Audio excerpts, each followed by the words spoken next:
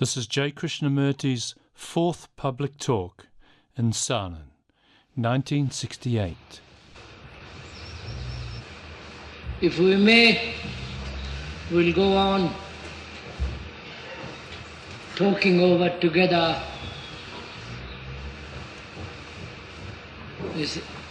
the subject which we considered the last time that we met here.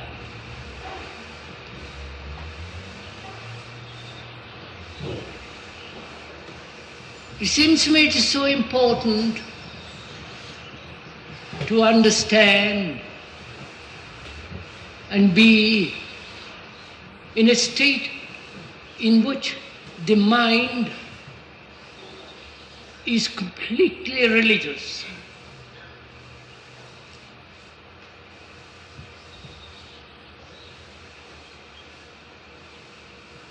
Because such a mind, not abstractly or theoretically, can solve all our problems. And a religious mind is not burdened with any of the idiotic ideologies or dogmas or assumptions, but is concerned with the facts, with what is, and going beyond it.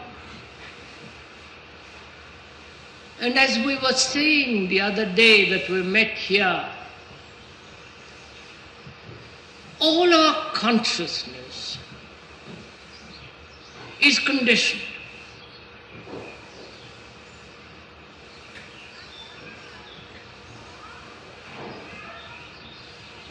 Through education, through various inherited, acquired states and behavior, through various contradictions and the conflict of the opposites. That is, the consciousness of which we are. I think it is fairly obvious that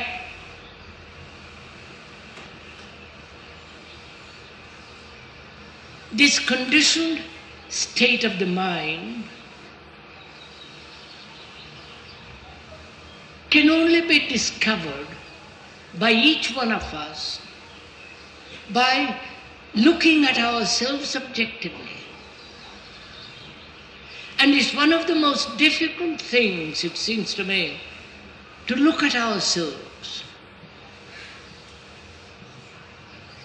to see actually as we are, without any theories, without any despair or hope, without any demand or opinion, just to look at ourselves. And apparently, that's one of the most difficult things to do for most people.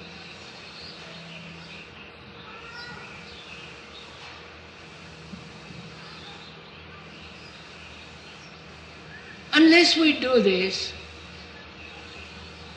I do not see how one can go beyond this limited, narrow circle in which we live.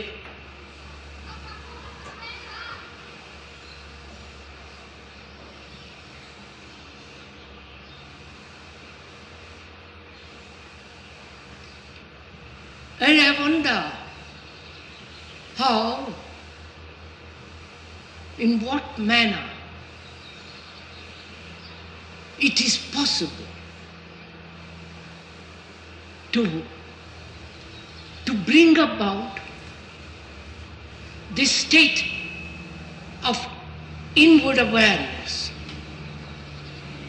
to see actually what is taking place in ourselves without any bias, without any neurotic assumptions, but to be aware choicelessly what is actually going on.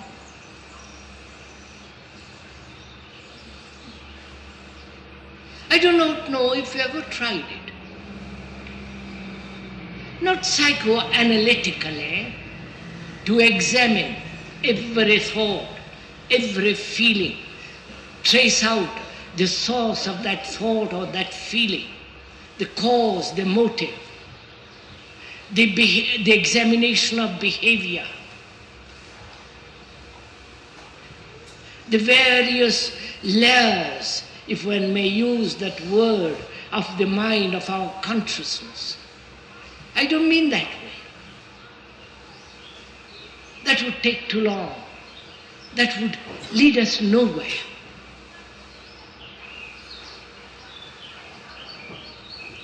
The analytical process implies an analyzer. And when the analyzer is conditioned, whatever he examines will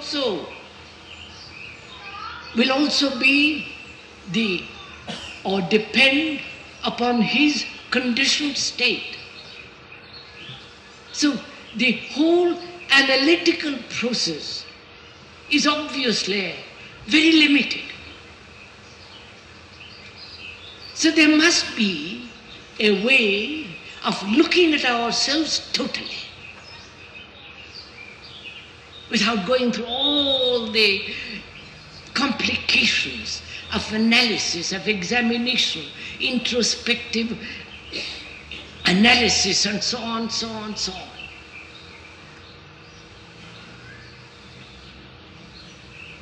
Is there a way, a regard, a look that will reveal the whole content of our conditioning?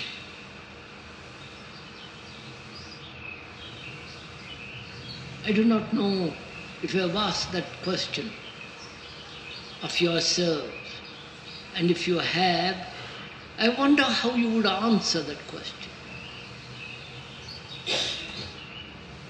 You understand the problem? Human beings are conditioned.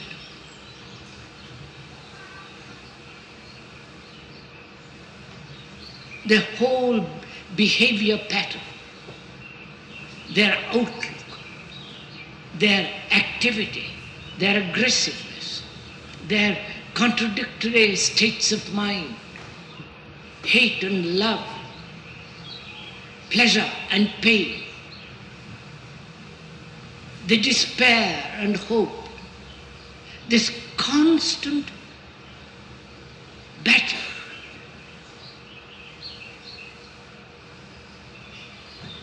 is the whole field of our consciousness.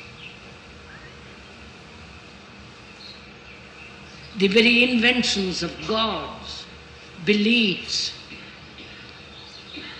fears are the outcome of this conditioned mind. Our nationalities, our divisions of people, races, and so on, is the result of our education, of our society, which we have built. And so there we are. That is the field of our consciousness. And that consciousness is obviously conditioned. The causes of that conditioning are fairly obvious too. Society and its influence on the individual who has created that society, and the various animal inherited instincts, compulsions, aggressions, and so on. How is one to be free completely of this, so that there is no conflict of any kind? Because as we said the other day, conflict, struggle, battle is a waste of energy. And our whole life is spent in this. One desire opposing another desire.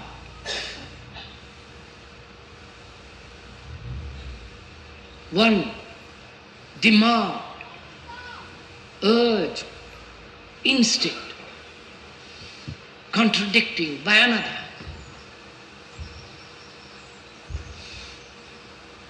And that's our life.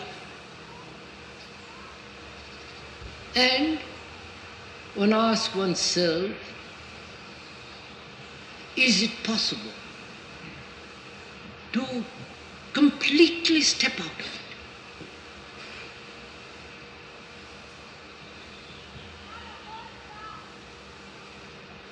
And how is this to be done, if it is at all possible?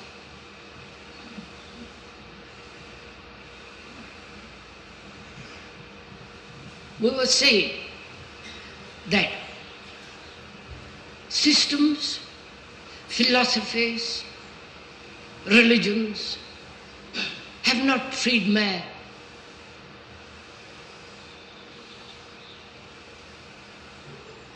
And freedom,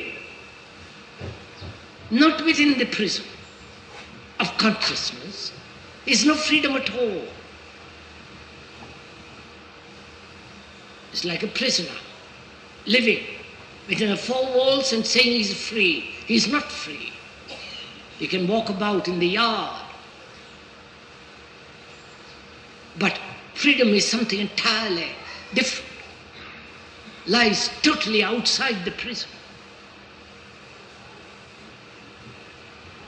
And seeing this whole complex human relationship, this complex conditioning, the battle, the struggle, the fear of death, the loneliness, the despair, the lack of love, the brutality, the aggressiveness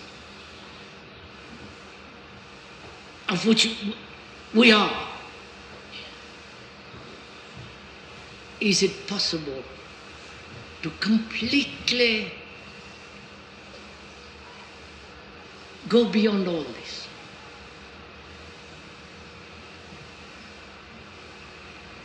And we said also that no outside agency can help us. The outside agency is another invention of a conditioned mind, another ideology of a mind that cannot find a way out. And therefore it posits a belief. Now when you brush aside all that, then we are left with this fact that a mind is wholly conditioned.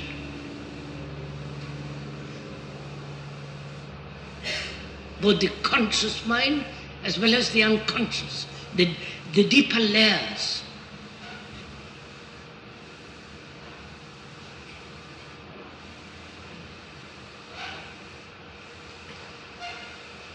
If one is aware of all this,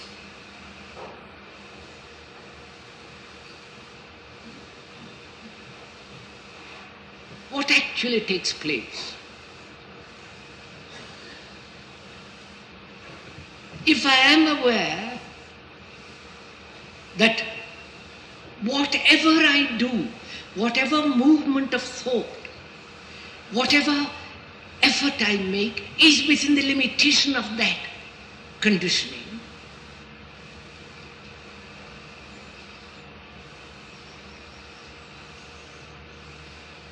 then what actually takes place? You understand my question? I am aware how my mind, the very brain cells themselves, are heavily loaded by the past. Memories, experience, knowledge, tradition. Systems of behavior which one has accepted as war and peace, aggression, killing each other, destroying by word, by gesture, by an act, separating ourselves. Now, how am I aware of this? Am I aware of it intellectually?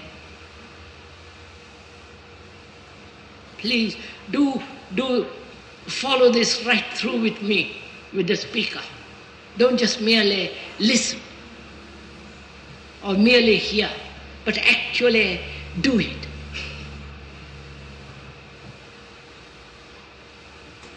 How am I aware of this fact? So I have to ask myself, what do I mean by awareness? How do I look at it?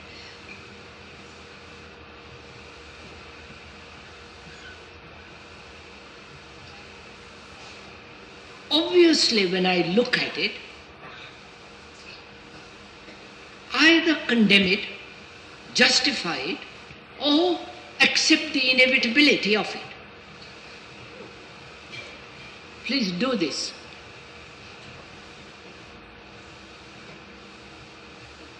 Are we doing it together?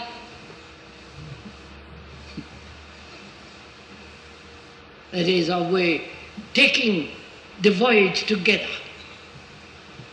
Are you participating in what is being said? If you are not, there is no communication between yourself and the speaker. And we cannot go any further if there is no communication.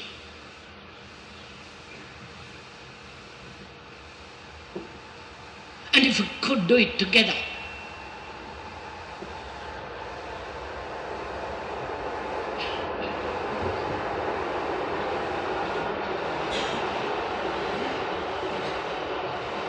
if we could do it together, then it is a discovery, not by the individual, a discovery, an understanding, a perception that is a total human perception, not a limited perception.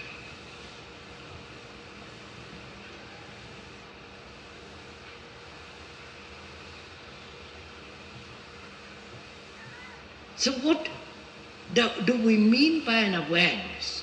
I am aware that I am conditioned. That's a fact. I am aware of it. I am conscious of it. I know it. What does that mean?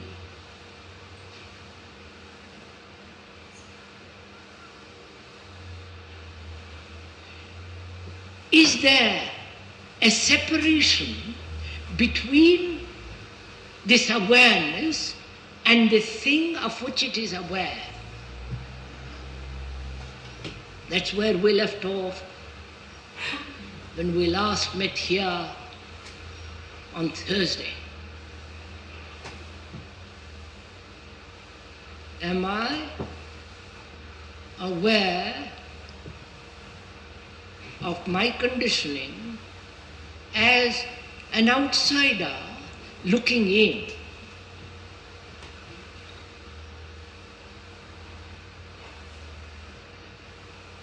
One knows one is aggressive in word, in feeling, in act.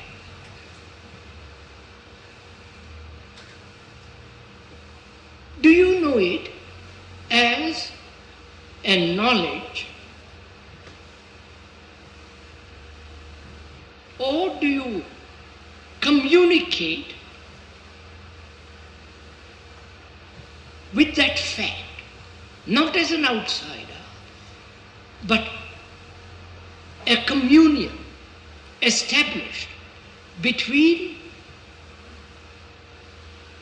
the entity that is aware and the thing he's aware of?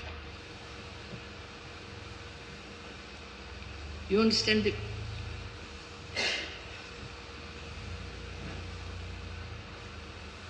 I think it is very important to understand this. When I say I know I am conditioned, the word know is a very complex word.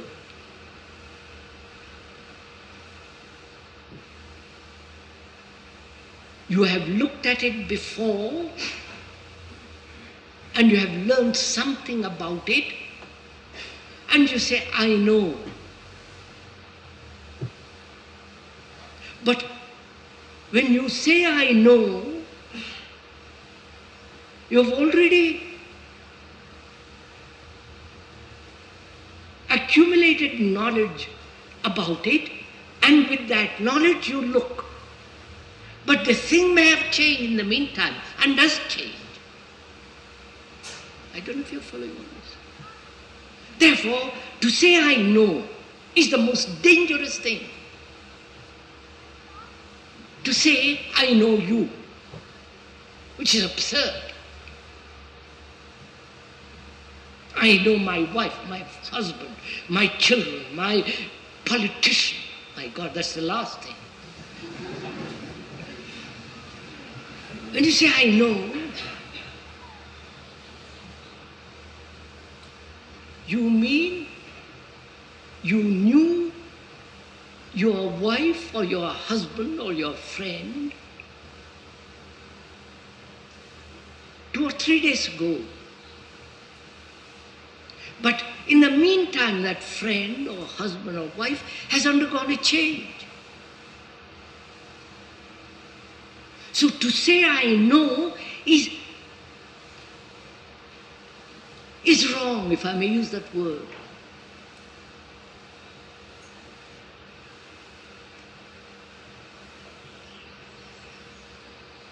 So, knowledge prevents you from looking, right?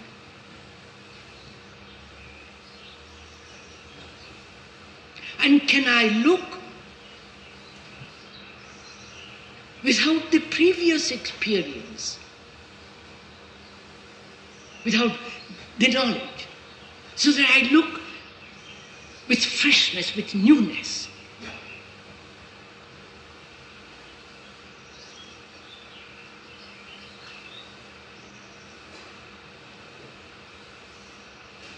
Life is a series of experiences, conscious or unconscious. It is the experiences, the various forms of influences, ideas, propaganda, all are pouring in.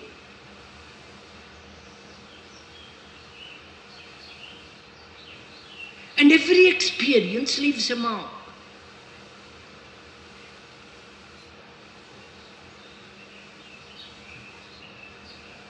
And with these various hurts, marks, memories, knowledge, I look.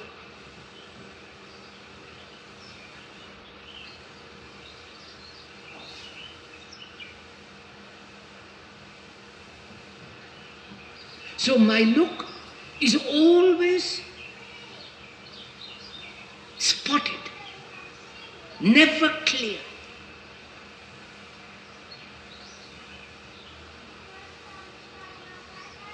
So can I look at myself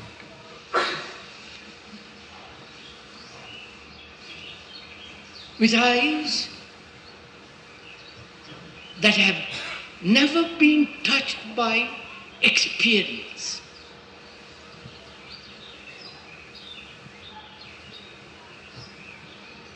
Do please follow this and do it.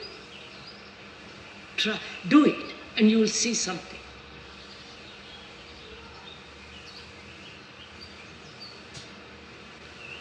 If I look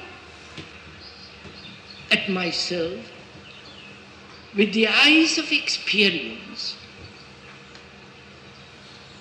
with the eyes that have looked at so many things, that have been through such tragedies, such hopes, such despairs and sorrows,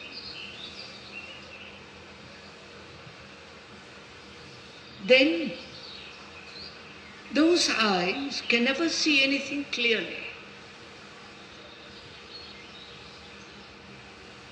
And can the mind be free of all the powers to look?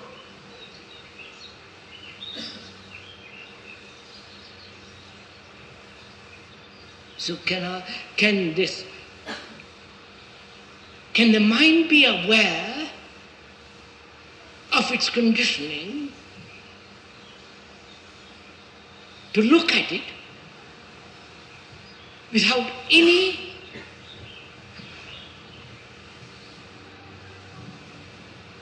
distortion?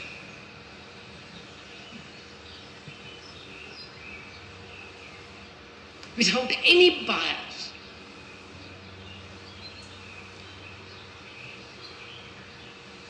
So that is the problem, right?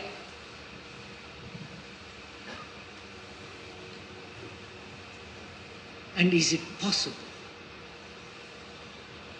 to look at anything, the tree, the cloud, the flower, the child, the face of a woman or a man, as though you are looking at it for the first time?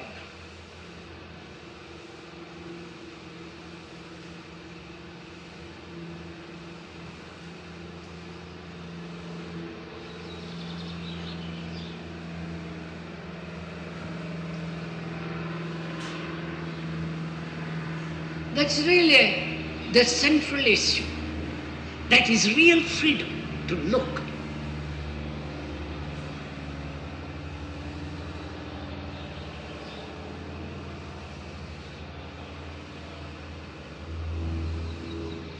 After all, freedom means to be free of the whole depth of the past.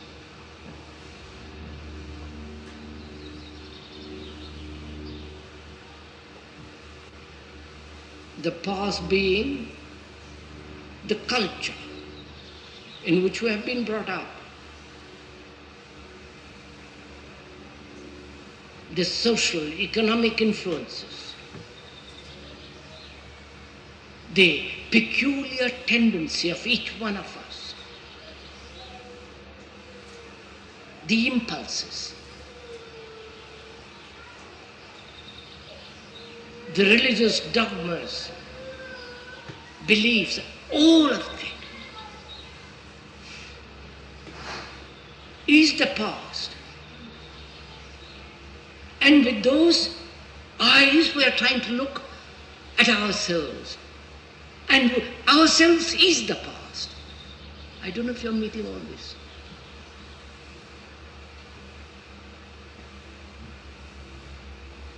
Therefore, freedom means the freedom from, wait a minute, there are two types of freedom, aren't there really? The freedom from something, right? I'm free from anger, let's suppose. That is, the freedom from something is a reaction. And obviously that's not freedom. Right? To be free from one's nationality means absolutely nothing. One is, obviously every intelligent man throughout the world is free of that particular poison. That does not constitute freedom at all. He may be unconscious that he's very aggressive, brutal. And freedom from brutality, violence, aggression is only a part of this whole structure. And there is a different kind of freedom.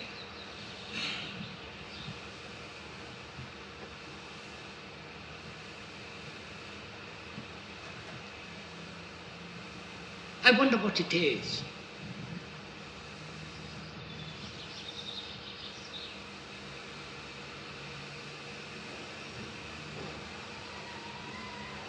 You know, the danger of explanation is that we like to be told what it is, and we hope to achieve it by an effort. Freedom is a state of mind where there is no effort at all.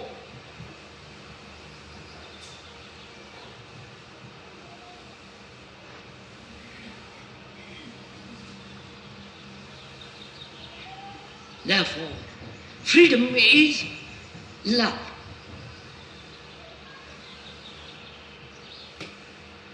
Because if you say, I must learn to love, practice love, I hate people, but I am going to struggle, attempt to love, then it is not love. So freedom is a state of mind in which love is. And love is not the opposite of hate or jealousy or aggression. And when we are dealing with opposites and trying to be free from one and achieve the other has its root in its own opposite. All right?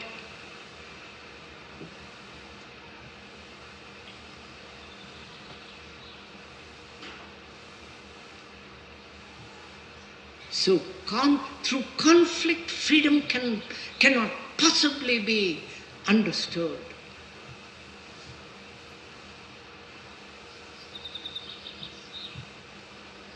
So, we come back to this question. What is it to be aware?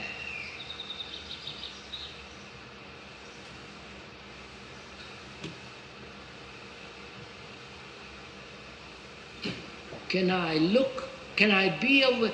Is there an awareness of that tree or of that cloud, of the green sparkling grass in the early morning? Is there an awareness of it? Without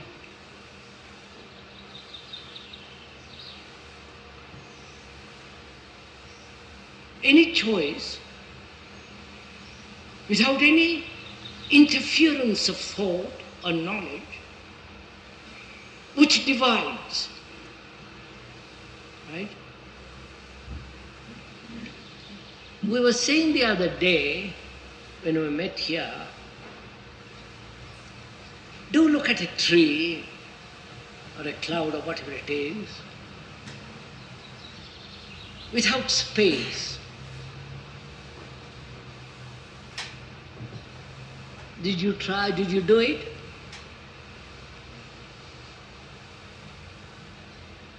To look at your wife or your husband or your girlfriend or boyfriend, to look without the image.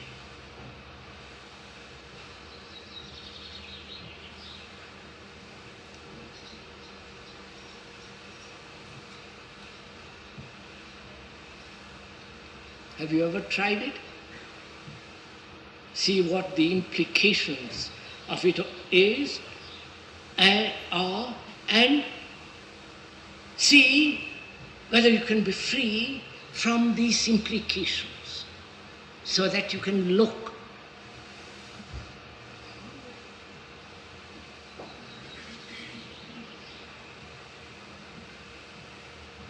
I think this is very important to understand. I think this is the key to the whole thing.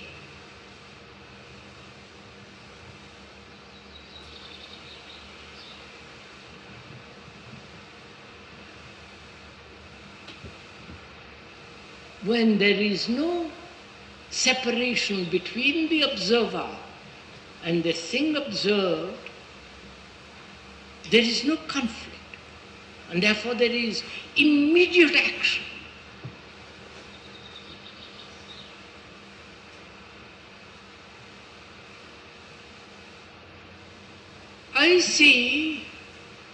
I am aware that I am angry.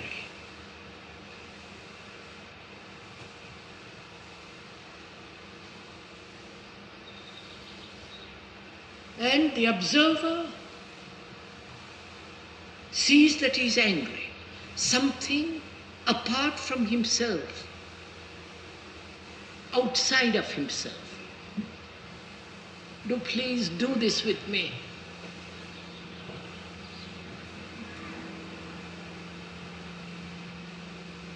Then, when there is a division between the observer and the observed, then the observer says, I must get rid of it. I must suppress it. I must understand it. I must look to the cause of it, and so on and on and on.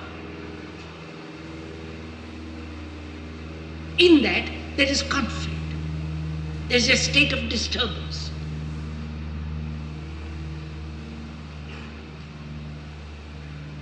Control, suppression, yielding to it, rationalizing it, justifying it, and so on, which are all waste of energy because there is conflict is involved in it.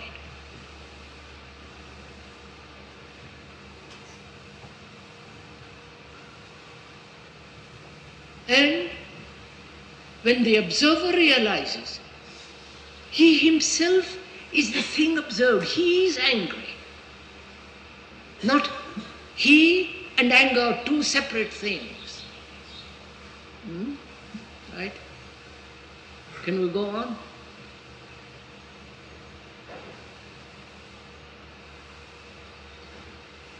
Then there is no waste of energy. किसकी क्या?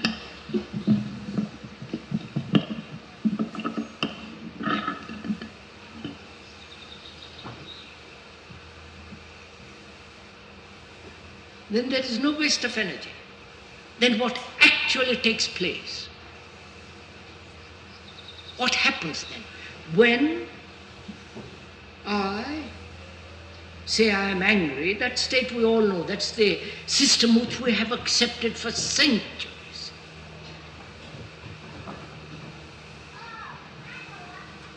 If you don't accept that system of, that way of behavior, that way of thinking and so on, then you are not separate from the anger. You are anger. And you are aware of it. Then there is no division. Then what takes place?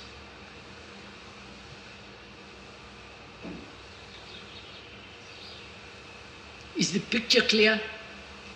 Huh? Will you kindly tell me if the thing is clear? Right. Then what takes place? When there is no effort, struggle, contradiction, battle,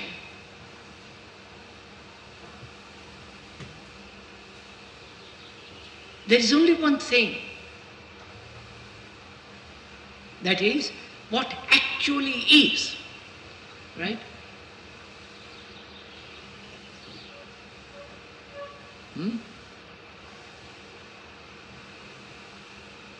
And what actually is myself. Is the observer who is who thought he was different from the observed.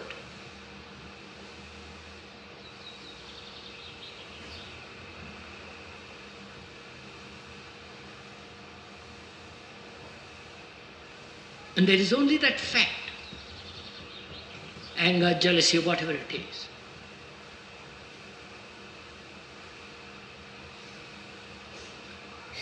Which means all the movement of contradictory thought has come to an end.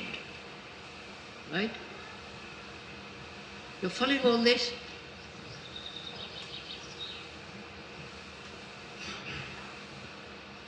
Therefore, there is only a look, a perception, a seeing in which there is no division, no contradiction. Therefore, you're looking. Therefore, a new state of energy comes into being. Right?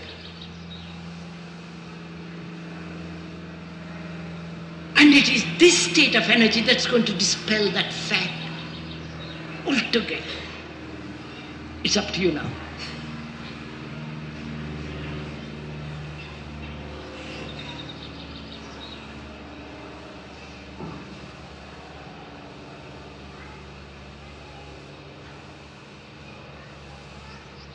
You know, as we were saying the other day,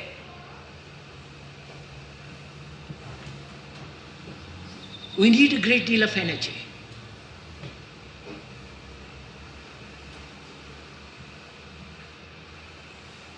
To look at a tree without space, without this division between the seer and the seen.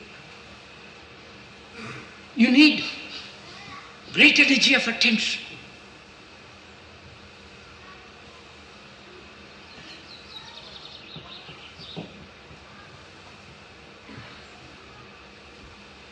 And also, you need a sense of freedom. Attention and freedom must go together.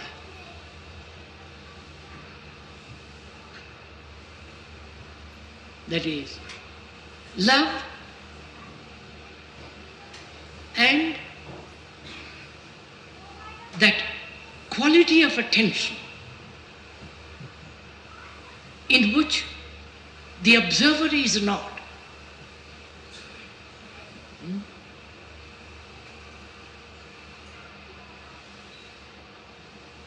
Is it time? Are you all getting tired? Quelle heure est-il? 11h15. Merci.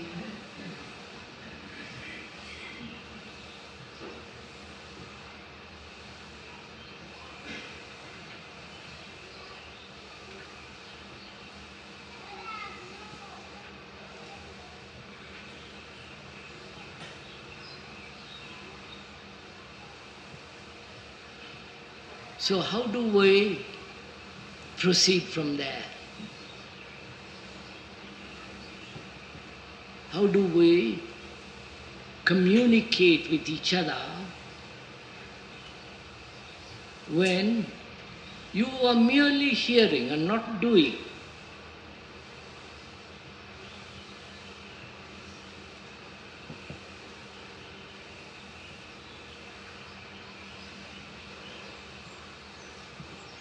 Because you see,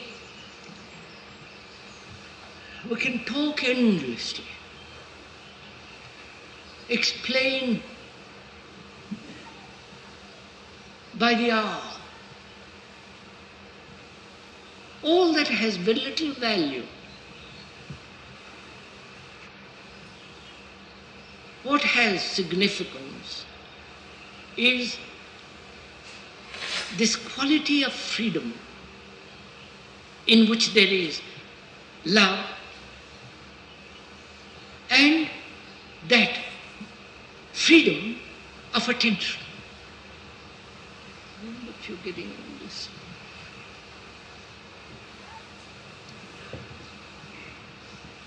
I wonder, I've talked for about 45 minutes, what you have got out of it.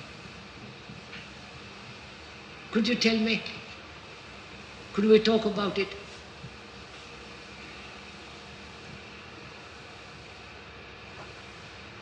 What actually you have learned, not memorized, not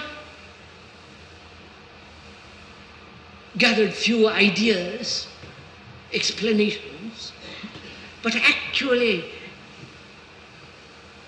what you have in your hand after hearing for 50 minutes or so.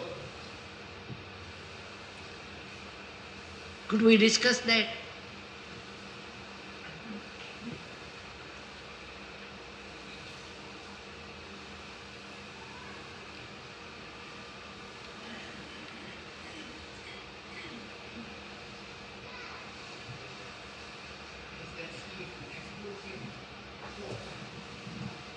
What's up?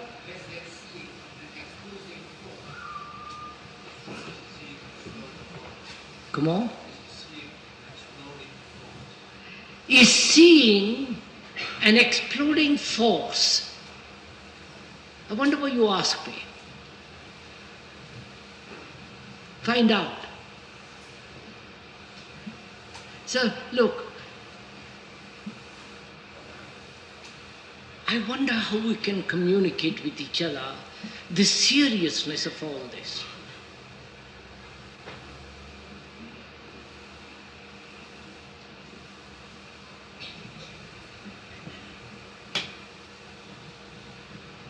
You have taken a lot of trouble to come here. A lot of trouble and expense. And you listen for an hour in the morning, 3 times a week.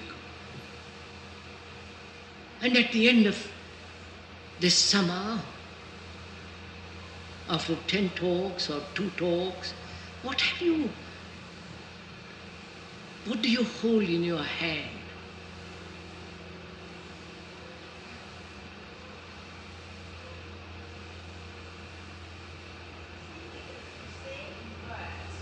Vipin? It is difficult to say in words. Is it?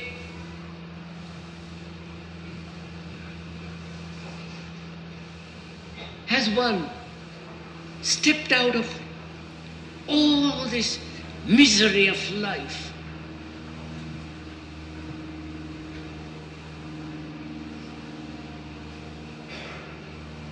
Is one free from all the mess in oneself?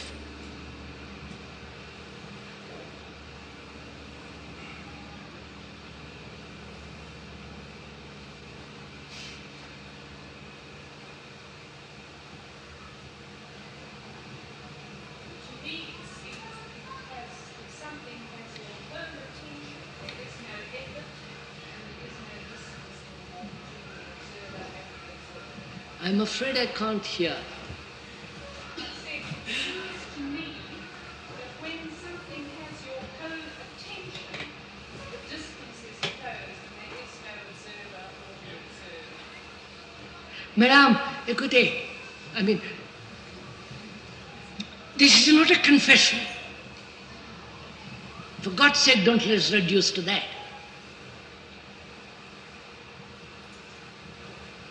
This is not exposing each other and saying we have advanced so much,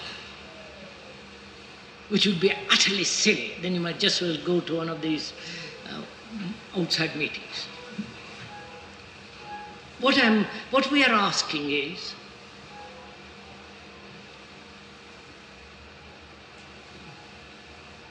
have we communicated with each other? Is there a communion between the speaker and yourself over something?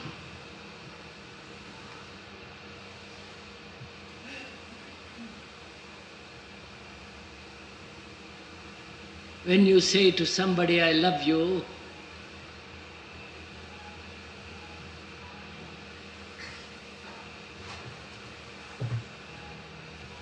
Those few words are enough.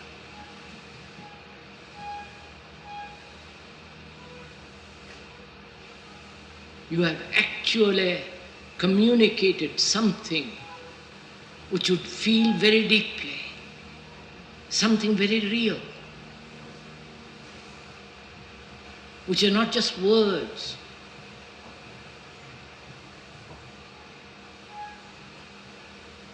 And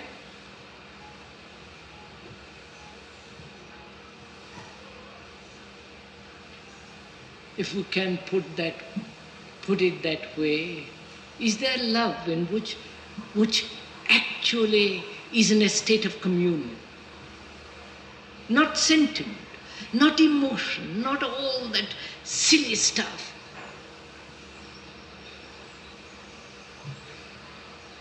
But a freedom, a love, so that we are entirely different human beings. After all, that is the meaning of this gathering. To shake the very foundation of our being so that we are expelled out of it, we discover something new and live in a different dimension altogether. We may make a mistake, we will. But when we do make a mistake, to change it immediately and move, not remain wallowing in that mistake. I don't know if you're following all this.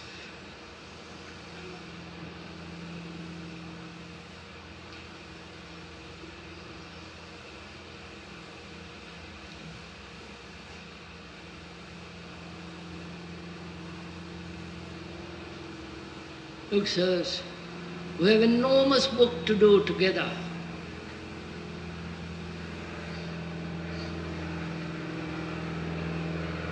We have great responsibility.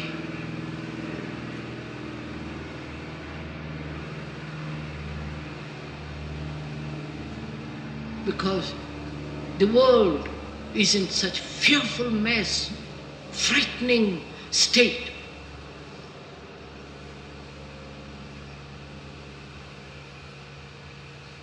And when we leave, we must be entirely different human beings, utterly responsible.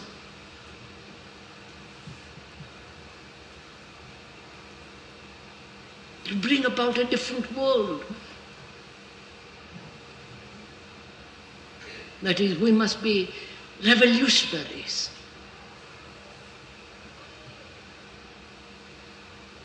Deep inward revolution must take place in us. And after all, that is the intention of coming together in this hot tent.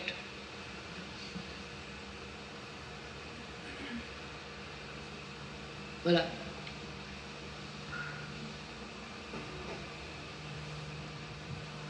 isn't that enough for this morning?